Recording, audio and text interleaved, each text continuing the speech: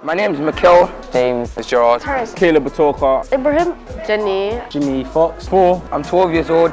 I'm 15. I'm 12 years old. I'm 15. I'm 17. I'm 16. I'm 16 years old. Turning 16. I'm 13 years old. And I live in Edmonton. In Edmonton. I'm from Edmonton. And I live in Edmonton. And I live in Edmonton. And I live in Edmonton. Edmonton. Edmonton Green. And I'm from London.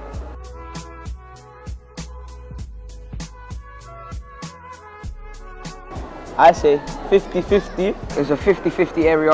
50-50 because sometimes it can be safe and unsafe due to the threats after school and stuff. As Edmonton's got its ups and downs, sometimes it could be safe, sometimes not. Not that safe as there's lots of gang violence. Gang violence and knife crime. Gang violence, where it affects a lot of kids. And sometimes in Edmonton, it's not safe. I feel safe because you can see bad people hanging around areas in the park and stuff. And it's a bit scary sometimes. Whenever I see go to my park, I always see drug dealers, etc. Because I always see people smoking weed, doing cocaine in my local park. So I don't feel really safe. A bit unsafe is because sometimes at night you can see a lot of people gathering around, and you think that they look sketchy.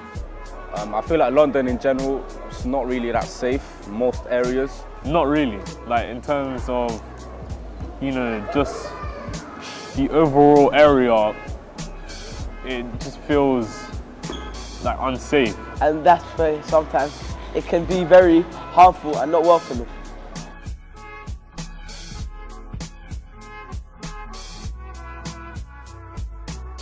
I go to youth clubs, I go football with Jay, my mentor, and sometimes I even go studio. I do exercises, I'm running, I do over 500 sit-ups per month.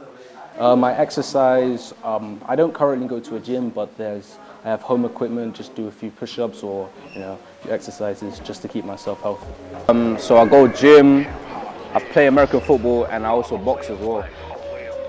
I go out, go to youth center or go play basketball, do some exercise. I do music and I go out with friends. I do athletics, volleyball and running. The way I stay healthy is I run. I run a lot.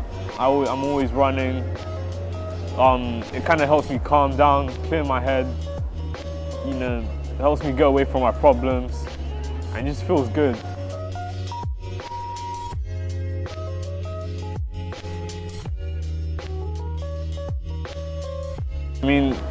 In terms of what we have here at the moment, I don't think we have a lot. I see the parks, the youth clubs, because they let us do a lot of activities, make us jump, make us sweat. And that's all part of the health process. Leisure centres, different restaurants and youth centres. More shops with healthier options and maybe vegan options and vegetarian options. Because eating too much meat is not always good for you. I think in general what needs to be done now is that not only do we have to make new projects, but we need to make those projects more accessible to a larger range of children. It's pollution because every time people are dumping rubbish outside of the pavements, and it's sometimes really hard for people who's disabled who can't get around with scooters. Probably maybe more patrols, or I guess to keep maybe the community safe for the youngsters, because I guess teenagers can be influenced pretty easily as they're still maturing and growing and learning.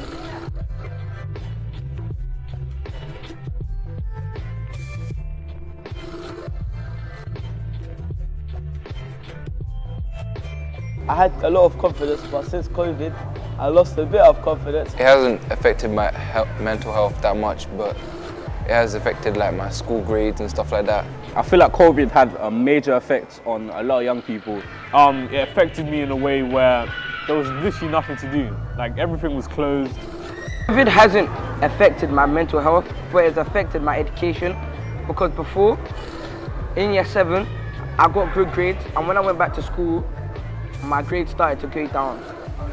Mental health is a bit of a difficult situation, but I would say during COVID, their help has gone down by a lot, and it's not really talked about a lot. Since I've missed like a lot of what I should have been learning, I'm kind of struggling in class to like keep up with other students. Because see, COVID, I don't think any of us have ever been like away from our friendship groups for that long, or been away from people in general for that long. So I think that had a major effect on us, and it was quite detrimental, but we're healing from it, we're getting better.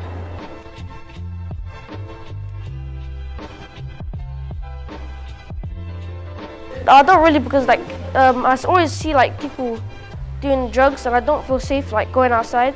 So I believe at the moment there's a mass disconnection between the Met Police and the public. So I'd want the Met Police to work together with the public and trying to find a common ground. People should reach out more to kids that are mostly doing bad stuff. Okay, so I think I'm supported a lot, as I have people like J. Marcus X who guide me and put me down the right path. Better funding from for community services. Better funding for stuff that can be used to help children, stuff that can be used to help children find a route out. There should be a lot of people out there like Jay who will do the same. Sometimes yes, but then not all the time, no.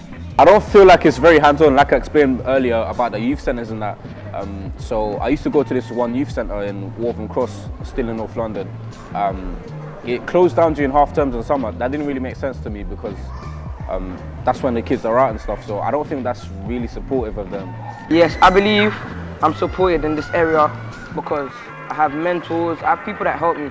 Like sometimes you have like the police around and they think they'll make you feel safer and supported, but then when they're not around, people can like just know the time where they could just strike for either robbing you or do anything that's really seriously. Yes, I do. By this community, by my mother and my family and friends. Personally, I feel pretty supported in my area because I feel like there's a lot of places I can go to for help.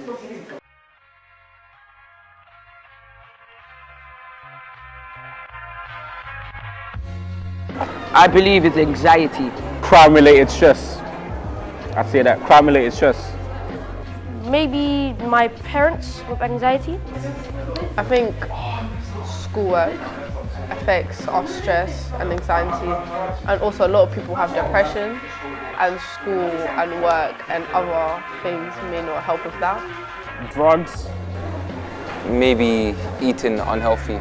I guess maybe loneliness, or I guess depression or anxiety with the standards of today. Mental health. After COVID came, people just went for anxiety.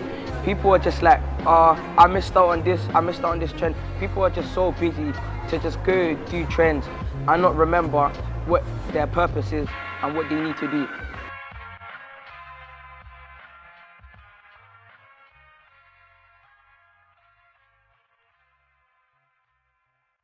Gang violence and drug dealing. I would change the lack of activities. The dangers around my area and pollution. Like in the park, I would like there to be more lights and stuff, because when it's dark, I don't feel that safe, because I can't see people in the park and it's kind of scary. Like, you just see dark figures of people hanging out in big groups. I'd like to add more night lights, because in the night it can be scary sometimes. It's all the, I guess, the crime, because Edmonton's kind of known for its crime, I guess, the ghetto area. So I'd like that to change. A lot of things, like the food shops. Some food is just, the fat you see in it is just utterly disgusting. Like, sometimes I feel sick to eat meat sometimes. More security cameras. More cameras. I'd also like them to change like more facilities. Like, I want there to be more basketball facilities, more clubs like volleyball and stuff like that, and like more clubs that do like free stuff. The amount of violence that's in the area, like the amount of stabbings there is, like, it needs to be decreased because it's not every day a child's dying. So yeah. The youth engagement with like the council and, like I said, the youth services, youth engagement, I feel like it's very important for them to have things in place for the kids to do. I feel like other areas have that quite well, but I feel like we could work on that a bit more and have more activities and more programs for kids to get into. I know a lot of kids in North London specifically like music, so I feel like they can have more music related programs, more studios open and things like that.